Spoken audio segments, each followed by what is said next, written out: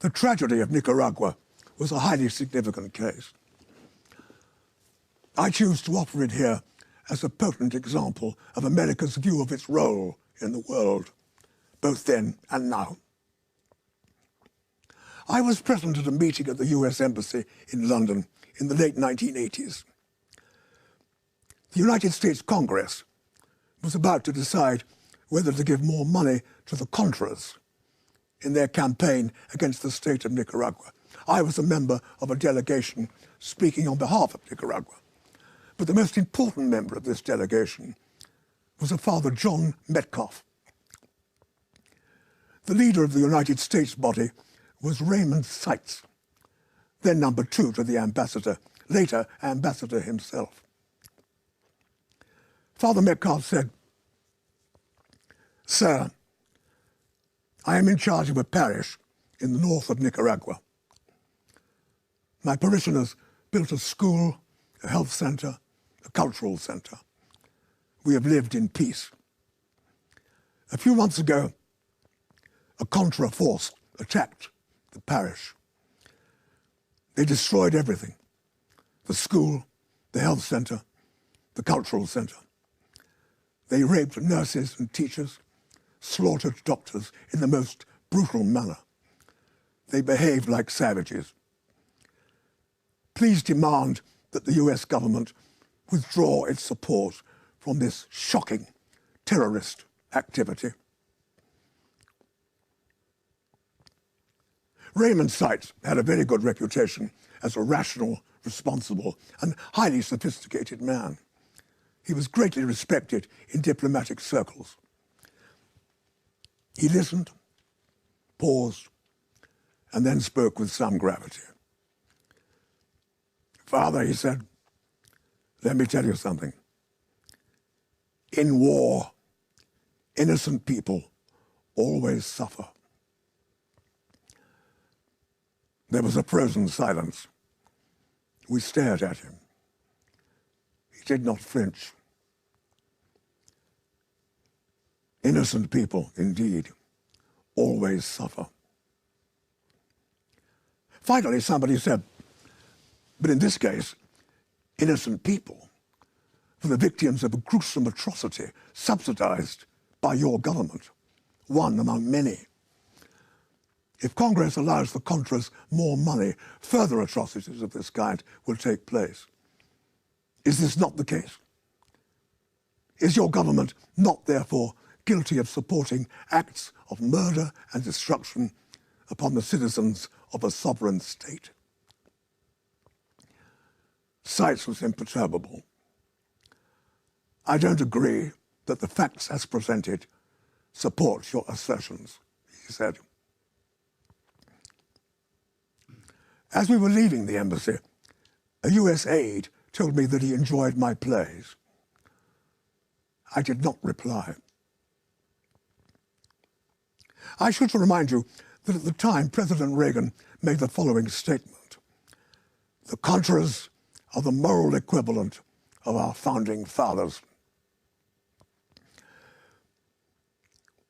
The United States supported the brutal Somoza dictatorship in Nicaragua for over 40 years. The Nicaraguan people, led by the Sandinistas, overthrew this regime in 1979, a breathtaking popular revolution. The Sandinistas weren't perfect. They possessed their fair share of arrogance, and their political philosophy contained a number of contradictory elements. But they were intelligent, rational, and civilized. They set out to establish a stable, decent, pluralistic society. The death penalty was abolished. Hundreds of thousands of poverty-stricken peasants were brought back from the dead. Over 100,000 families were given title to land. 2,000 schools were built. A quite remarkable literacy campaign reduced illiteracy in the country to less than 1/7. Free education was established and a free health service. Infant mortality was reduced by 1/3. Polio was eradicated. The United States denounced these achievements as Marxist-Leninist subversion. In the view of the US government, a dangerous example was being set. If Nicaragua was allowed to establish basic norms of social and economic justice, if it was allowed to raise the standards of healthcare and education and achieve social unity and national self-respect, neighboring countries would ask the same questions and do the same things. There was, of course, at the time, fierce resistance to the status quo in El Salvador. I spoke earlier about a tapestry of lies which surrounds us. President Reagan commonly described Nicaragua as a totalitarian dungeon. This was taken generally by the media, and certainly by the British government, as accurate and fair comment.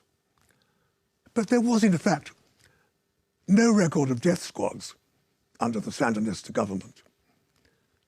There was no record of torture. There was no record of systematic or official military brutality. No priests were ever murdered in Nicaragua. There were, in fact, 3 priests in the government, 2 Jesuits and a Maryknoll missionary. The totalitarian dungeons were actually next door, in El Salvador and Guatemala.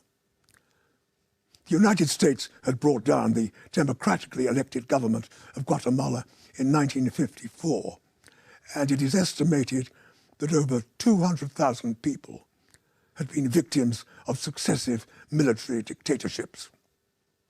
6 of the most distinguished Jesuits in the world were viciously murdered at the Central American University in San Salvador in 1989 by a battalion of the Alcatl Regiment, trained at Fort Benning, Georgia, USA.